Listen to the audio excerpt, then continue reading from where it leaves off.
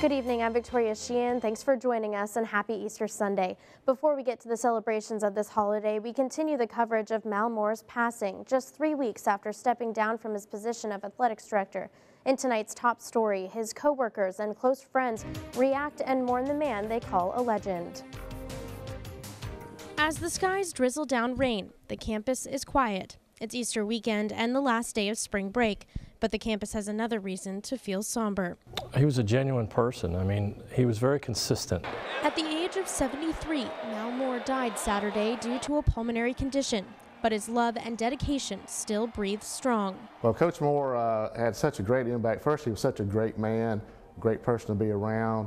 I think one word would be a leader that you would use for Coach Moore. I think people knew from the way he felt about this place and the ties he had here and what he was able to tell you. He was a gentleman to the core, and he had such an association here. He was really, of this place, and so a tremendous representative of it. Coaches have admitted it was Moore who changed their minds about coming to the university because he was the type of man they wanted to work for. And through honesty and a genuine spirit, they say, Moore transformed Alabama to maintain a standard both on and off the playing field. When he took over as athletic director here, it was a tough time for the athletic department. He was able to bring factions together to help us rise above that, to build facilities at a time when we were going through some tough periods where it's hard to raise money. But he could tap into the fan base. The people of Alabama, I think, knew him. They understood him. And I think that was a tremendous asset that maybe sometimes is overlooked. Yeah, one of the hardest things for anybody to do is to be successful when things aren't going as well. For Coach Moore to have the vision for what he wanted this university athletic program to be when things weren't going so good, and to put those plans in place, that's probably his biggest mark. So it is time to say goodbye to Mal Moore, but not for good. To honor anybody's memory, and Coach Moore's in particular, go to the events, go to the soccer games, go to the tennis games. But, be a part of the campus, be a supporter of these athletic teams. I think that's what Coach Moore will want us to do. I think his legacy is around us every day. I think it will continue to be. Just a man, I think he was very happy with what he was doing. A rare person. You don't meet too many giants in your life. And sometimes you don't realize how big those people were until long after they're gone. That wasn't the case with him. Moore was married to the late Charlotte Davis of Tuscaloosa for 41 years. She passed away in 2010 after a long illness. He is survived by one daughter and leaves behind a granddaughter and grandson. Funeral arrangements are still pending. Well, switching gears to the weather, the rain and clouds continue, but for how long? WVUA's Travis Leader joins us now. Travis, what can we expect for the start of our week? Well, the good news is the rain is not going to stick around too much longer. As you look at live radar right now, there's still a lot of rain in the central Alabama area, especially on the I-59 corridor going up to Gadsden. There's also still some in Perry County. Marion's getting a good soaking right now. But let's look at that regional satellite radar. You can see the clouds and the rain are pushing off to the east, and skies are starting to clear in West Alabama, including Tuscaloosa. I believe the rain is done for Tuscaloosa for at least the next couple days. As we look at tomorrow, look at these conditions. Absolutely beautiful. 4 o'clock, we're talking 76 for a high, but will this warm weather stick around? I'll have your full forecast in just a moment. Back to you, Victoria.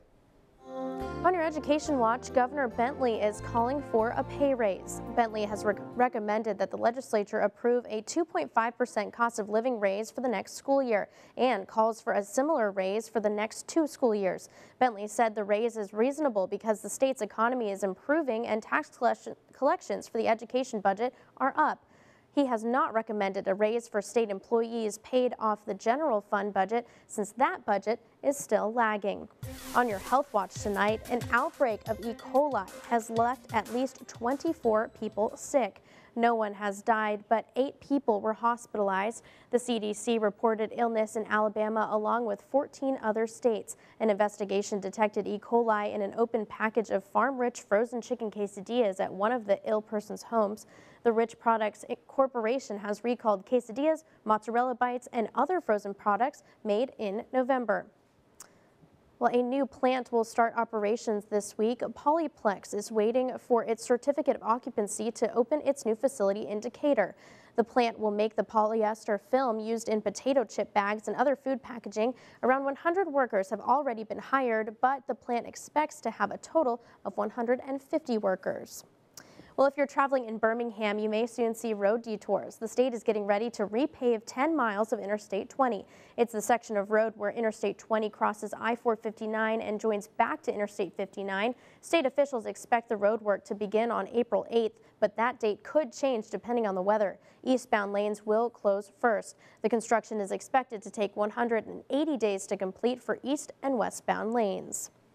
Well, it is Easter Sunday, the day Christians mark as the resurrection of Jesus Christ. So where did the Easter bunny and egg decorating traditions come from? Historians estimate that people first started decorating Easter eggs in the 13th century, and this year it's estimated that Americans will purchase 180 million eggs to decorate. History points to the 17th century and German immigrants for the origin of the Easter bunny in the U.S., but when it comes to how much Americans will spend on Easter, experts estimate $17.2 billion will be spent on Easter this year.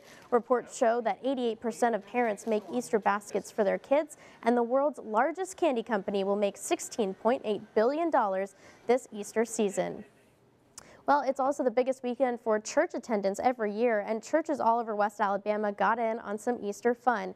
Yesterday, Skyland Boulevard Baptist Church started early and offered a free afternoon of activities for nearly 100 children. The fun included 2 big inflatables and free lunches. And other churches celebrating Easter Sunday is Church of the Highlands. The church simulcasts sermons online all over the state in addition to bringing in local pastors. Tonight they had a live band play, and according to Highlands pastors, they had more than 32,000 people at all of their meeting places across Alabama. Lane Strons is a pastor for Church of the Highlands, and he says it's fun giving sermons to thousands of people for Easter, but he also says it's enjoyable to have one-on-one time. We're honored to have so many people coming to our services at all of our campuses all over our state, but it's fun to just talk with one person at a time and hear their story and their resurrection story and how they've personally connected with the Lord. That's what Easter's all about. Now, Easter typically happens in April. This is the first time Easter has happened in March since 2008.